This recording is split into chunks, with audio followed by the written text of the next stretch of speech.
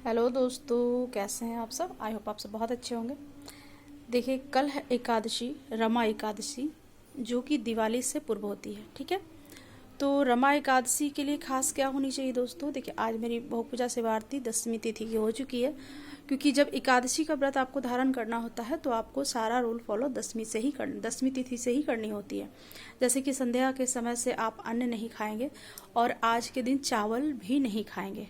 ठीक है, तो इस प्रकार से हमें एकादशी व्रत का संकल्प लेना होता है दोस्तों। कलश लगाना होता है हर एक एकादशी को। देखिए, कलश का बहुत सारा कमेंट आया हुआ होता है कि दी कलश हर बार एकादशी करते हैं तो क्या हर बार कलश लगाना ज़रूरी है। तो बिल्कुल ज़रूरी है, क्योंकि बिना कलश लगाए हुए, बिना दक्षिणा चढ़ाए हुए, बिना दान निकाले हुए, बिना दीप जलाए हुए, बिना होम किए हुए आपका कोई भी पूजा पूरा नहीं होता है दोस्तों।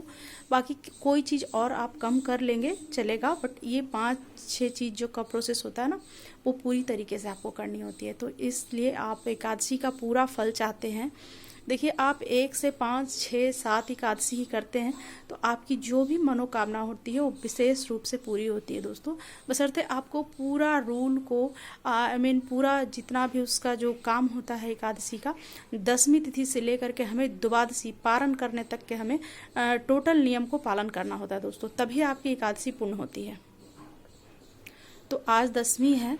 ठीक है, दिवाली से पूर्व होता है ये एकादशी, रमा एकादशी नाम है इसका। क्योंकि इसमें लक्ष्मी जी की विशेष पूजा होती है, तो उन्हें लाल वस्त्र चढ़ाएं, पीले वस्त्र चढ़ाएं या गुलाबी वस्त्र भी आप चढ़ा सकते हैं, क्योंकि गुलाबी रंग उन्हें बहुत ही प्रिय है, बहुत ही पसंद है। तो इस प्रकार से हम रमा एकादशी का तैयारी 10वीं तिथि से ही करते हैं दोस्तों। ठीक है, देखिए, बहुतों का कमेंट आते रहता है कि दी आप पूजा करके नहीं दिखाते। देखिए, मैं एक ही हाथ से वीडियो बनाती हूँ दोस्तों, तो मेरे पास अभी सामान उपलब्ध नहीं है कि मैं वीडियो बना पाऊँ उस प्रकार से।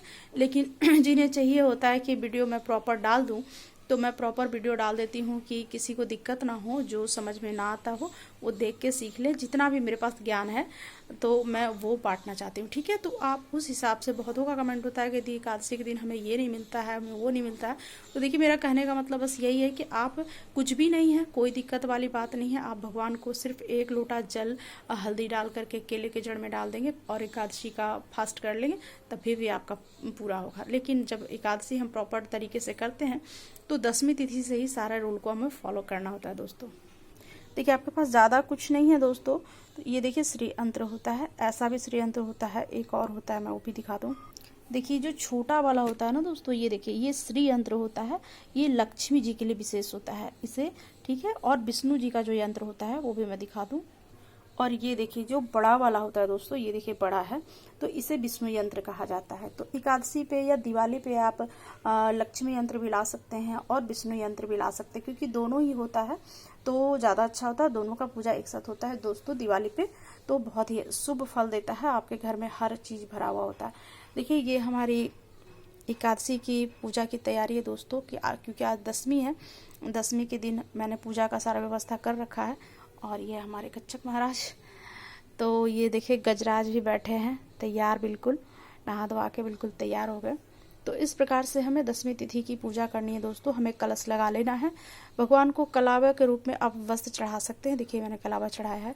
चंदन, रोड़ी, हल्दी से पूजा होगा और माता को लाल वस्त्र, गुलाबी वस्त्र, ये पीले वस्त्र पहनाए जाएंगे। ठीक है, तो माता को गुलाबी वस्त्र भी बहुत पसंद है। कमल का पुष्प मिल जाए तो और भी अच्छा है। वाइट फूल, उजला, जो देखिए उजला फूल होता है, ये भी बहुत विशेष फल देता है।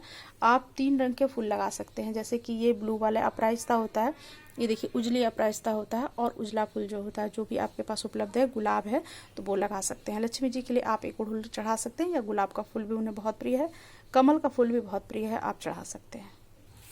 तो इस प्रकार से हमें पूजा कर लेनी है दोस्तों। ठीक है, उसके बाद हमें छोटा सा होम करना है। होम करने के बाद हमें कथा पढ़ना है। तो बिना कथा किए हुए भी इसमें आप जब व्रत, एकादशी का व्रत आप जब कर रहे हैं दोस्तों, तो आपको ना बिना कथा किए हुए और बिना सुने हुए, या कोई पढ़ रहे हैं तो आप सुन ले, नहीं है तो यूट्यूब से भी आप कर सकते हैं। तो इस प्रकार से उजला फूल बहुत विशेष होता है। बतासे का भोग लगाए, जो फल फ्रूट होगा एकादशी के दिन वो भोग लगाए, अन्न का भोग नहीं लगता है दोस्तों।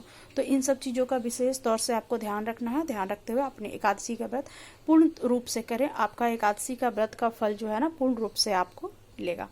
तो देखिए एकादशी के व्रत में जब भी हम करते हैं तो देखिए आपके पास विग्रह नहीं है तो आप फोटो भी रख सकते हैं और विग्रह भी रख सकते हैं। विग्रह है तो आप पंचामृत स्नान उस दिन करवा लें, नहीं तो कच्चे दूध से भी स्नान करवा सकते हैं। पंचामृत का भोग भी लगा सकते हैं, फल फ्रूट का भोग लगा सकते हैं, ड्राई फ्रूट का भोग लगा सकते हैं, बतासे का भोग लगा सकते हैं। सिर्फ आपको अन्न का भोग नहीं लगाना। और देखिए कलश के नीचे आपको तिल रखना है, उजला तिल। ये चावल यूज़ नहीं करना है दोस्तों एकादशी के दिन, उजला तिल रखना है। वो ना मिले तो आप पान के पत्ते पे भी कलश को आसन दे सकते हैं, नहीं तो फूल पे भी आसन दे सकते हैं। तो इस प्रकार से आपको एकादशी का व्रत अपना करना है। आपका अच्छे से व्रत करेंगे, आपका पूरा फल मिलेगा। और जो भी मनोकामना है भगवान के पास छोड़ दें संकल्प लेते हुए। और किस प्रकार से आप करेंगे, निराजली करेंगे, फल खा के करेंगे, पानी पी के करेंगे, उस प्रकार से आपको संकल्प भी लेना है। तो ये देखिए हमारे विष्णु भगवान और ये हमारी लक्ष्मी जी। तो रमा एकादशी का जो व्रत कथा है दोस्तों इस प्रकार है। दिवाली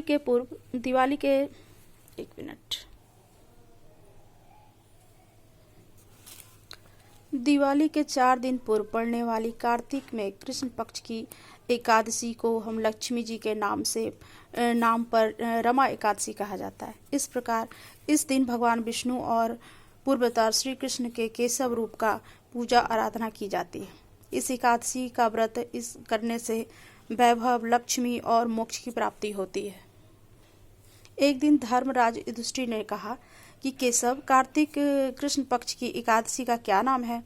इसके व्रत में किस किस विधि और कौन से फूल और फल का उपयोग किया जाता है, हमें विस्तार पूर्वक सुनाइए। भगवान श्री कृष्ण ने बोला, राजन, कार्तिक में कृष्ण पक्ष की इस एकादशी का नाम रमा एकादशी है। यह बड़े बड़े पाप को नाश करने वाली और असीम वैभव देने वाली, शस्त्रों विशेष फल देने वाली ये एकादशी है। सचेत होकर सुनो। प्राचीन काल में चंद्रमुन नाम का एक महाराजा रहते थे। उनकी इंद्र के साथ गहरा मित्रता थी और साथ में यम, कुबेर, वरुण तथा विभीषण के साथ भी मित्रता थी। वह राजा बड़ा ही धर्मात्मा तथा विष्णु भक्त था और न्यायपूर्वक राज करता था। राजा मुकुंद चंद के एक कन्या थी जिसका नाम चंद्रभागा था।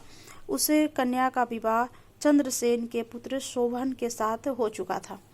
शोभन के साथ हो चुका था। समय शोभन अपने ससुर के घर आया और उस दिन जल्दी ही रमा एकादशी आने वाली थी। इस व्रत के दिन समीप आ रहा था। चंद्रभागा ने कहा, अत्यंत सोच उत्पन्न हुआ कि मेरे पति बहुत दुर्लभ है और मेरे पिता की व्रत के बारे में आज्ञा अति कठोर है। 10वीं को राजा ने ढोल बजाकर सारे राज्य में घोषणा कर दी कि रमा एकादशी के दिन सभी लोग व्रत करेंगे, कोई भी भोजन नहीं करेगा। इस प्रकार से घोषणा सुनकर चंद्रभागा बड़ी परेशान हो गई। घोषणा सुनते हुए उसने अपने पति से चिंतित भाव में बोला कि क्या आप एकादशी का व्रत कर सकते हैं? उसने कहा कि नहीं, मैं एकादशी का व्रत नहीं करता। उसने अपने पति से चिंतित शब्द में पूछा कि क्या आप एकादशी का व्रत करेंगे? उसने कहा कि नहीं, मैं एकादशी का व्रत नहीं करता हूँ। तब वो बड़ा ही चिंतित हो गई क्योंकि उसके पिता ने पूरे राज्य में घोषणा करवा दी थी कि एकादशी का व्रत करेगा, सब लोग कोई भी भोजन नहीं करेंगे। पर उसके पति ने इस चीज से इनकार कर दिया। तब वो बड़ा चिंतित हो गई। वो कहने लगी कि आप यहाँ से कहीं दूसरे स्थान पे चले जाएं एकादशी के दिन। उसके बाद जब एकादशी खत्म हो जाएगी तब यहाँ आप आ जाना। तो उसने कहा कि ठीक है। लेकिन पहले उसने कहा कि ठीक है, बट उसने कहा कि नहीं, मैं भी तुम्हारे साथ व्रत करूंगा। क्यों मैं व्रत करना नहीं चाहता? क्योंकि मुझे भूख का सहाय नहीं होता, मेरा प्राण भी चला जाएगा, लेकिन मैं व्रत तुम्हारे साथ करूंगा और मैं तुम्हें छोड़कर कहीं नहीं जाऊंगा, मैं तुम्हारे साथ ही रहूंगा। इस प्रकार से उसके पति और पत्नी दोनों ने मिलकर रमा एकादशी का व्रत को धारण किया।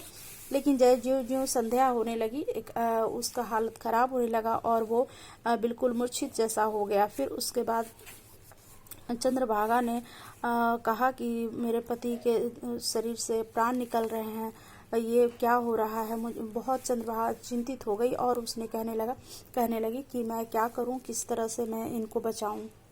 लेकिन वो अपने पति को बचा ना पाई और वो उसने अपने शरीर को त्यागा। अंत में प्रसन्न के साथ अपने पति के निकट पहुंची और प्रिय पति को देखकर शोभन अत्यंत प्रसन्न हुआ और कहने लगा, बुलाकर अपने बाई तरफ बैठाया और चंद्रभागा से कहा कि हे प्राणनाथ, आप मेरे सभी पुण्यों के साथ मुझे ग्रहण कीजिए। इससे आपका एक नगर में राज्य स्थिर हो जाएगा। और मैं जब 8 वर्ष की थी तब से ही मैं एकादशी का व्रत कर रही हूँ, पूर्ण श्रद्धा पूर्वक विधि विधान के साथ करती रही हूँ।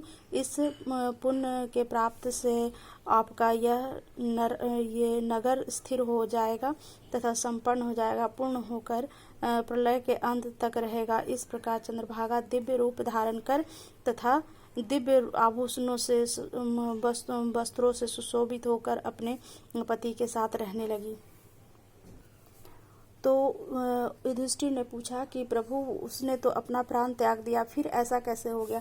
तो कहने लगा, हे राजन, ये रमा एकादशी का प्रभाव था। जो उनकी पत्नी बचपन से रमा एकादशी का व्रत और हर एक एकादशी का व्रत बहुत ही नियम पूर्वक करती थी, इसलिए उस प्राण जाने के बाद भी एकादशी के दिन वापस प्राण आने के बाद वो अपने पति के साथ अच्छे से रहने लगी और सुखपूर्वक। इसलिए कहा जाता है कि एकादशी का व्रत करने से बहुत सारे पापों का नष्ट होता है, बहुत सारी चीज़ों का जो होता है आपका। ये देखिए, आप एकादशी व्रत का इस प्रकार से बुक भी आता है दोस्तों, तो आप वो भी ला करके एकादशी का कथा खुद पढ़ सकते हैं। ये बहुत ही एकादशी का व्रत सभी व्रत में सबसे सर्वोत्तम होता है और सब फल देने वाला होता है। इसलिए सबको मेरी तरफ से हैप्पी रमा एकादशी कल के लिए, ठीक है। और आप लोग भी अच्छे से एकादशी करें।